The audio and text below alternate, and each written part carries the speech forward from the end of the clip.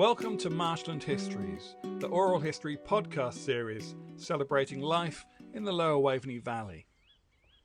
Andrew Wright is a dedicated son to his late father Fred, who lived in Carlton Colville with his wife for 50 years and raised their two children, Andrew and Elizabeth, in the village.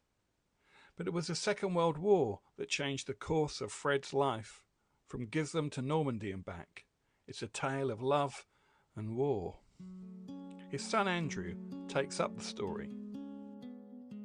So my father didn't speak too much about the war until he was about 83. I'd got little bits previously after he got prostate cancer, and he said how the war ruined his life. That was the start.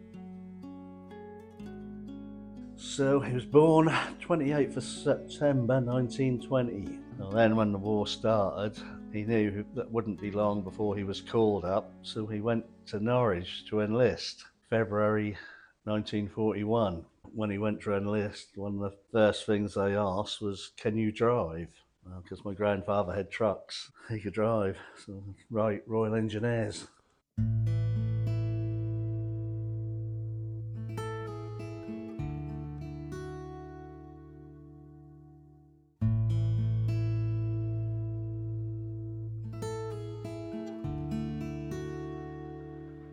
I was 20, going home on sick leave from hospital. Never had a girlfriend or even kissed a girl, just a young, lonely soldier.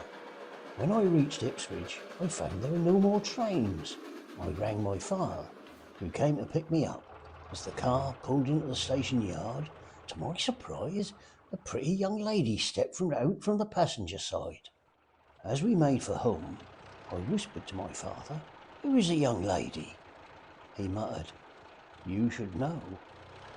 My family had left Lowestoft and moved to the nearby village of Gisleham, allowing my sisters and brother to go to school, and the young lady lived close by. By the time I went to bed that night, I realised I had a girlfriend and had kissed a girl at last.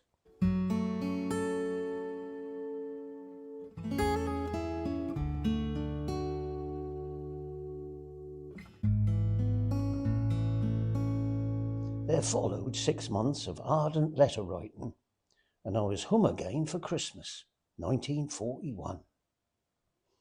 Just before I stepped onto the train once more, Winnie cried bitterly, and I promised her a beautiful engagement ring on my return home.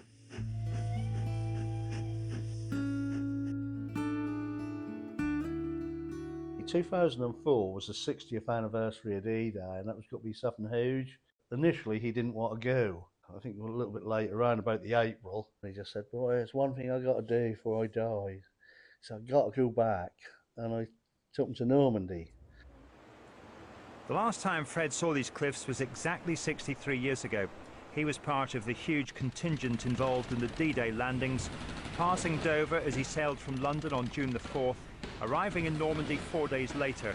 It was a harrowing experience for a young British soldier.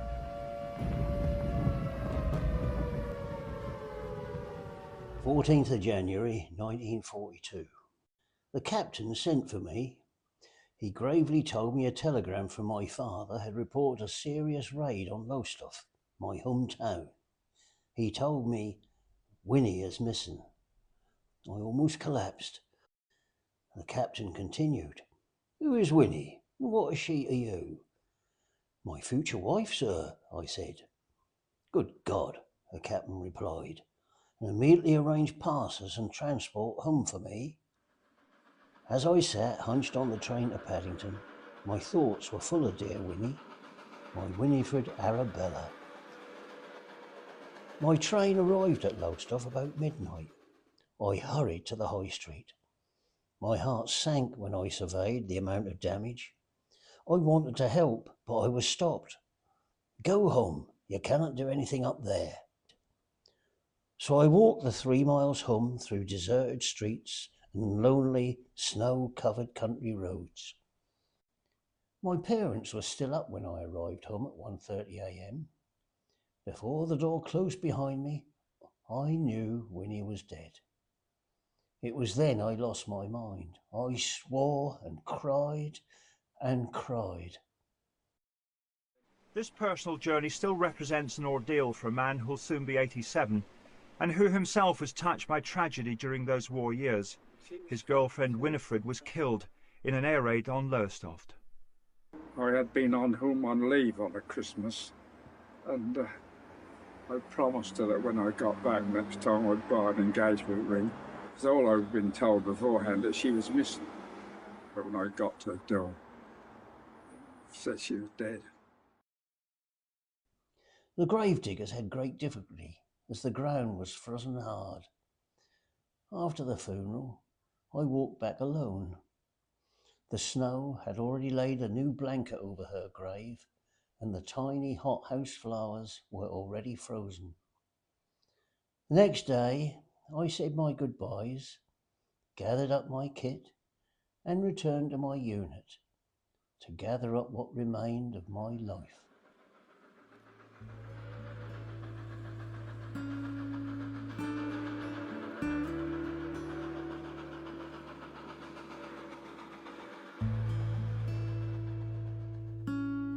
When did your dad meet your mum then? He first met my mother on a school trip.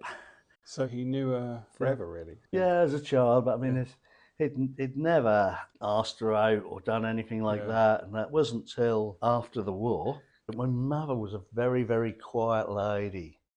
She, to me, she was such a fantastic mother. She never really spoke about the war. So my mother was in the ATS, attached to the Royal Artillery. So she was a predictor operator, ticking off the doodle bugs.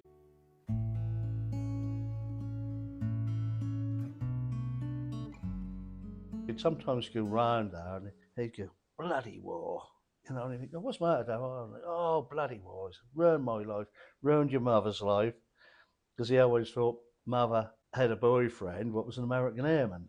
We never really got down to the bottom of that. I mean, I'd love to know exactly what was what. My mother did once say odd things about people in America. Yeah, somebody that she has for a boyfriend might have got killed. That's what we think. When did they get married then? 48, 49. Dad got together with Mother and they were going to get married. They looked for a house, and that's where they found out there was a builder was building a new house in the street, which was Amaryllis, 98th Street, our first family home. And that's where Fred and Peggy would live happily for over half a century. But Fred never forgot his first love, and I've been to visit Winnie's grave in Gisleham churchyard, and was so moved by this wartime love story that I needed to write a poem in Winnie's voice. And here it is, read by Sally Ann Burnett.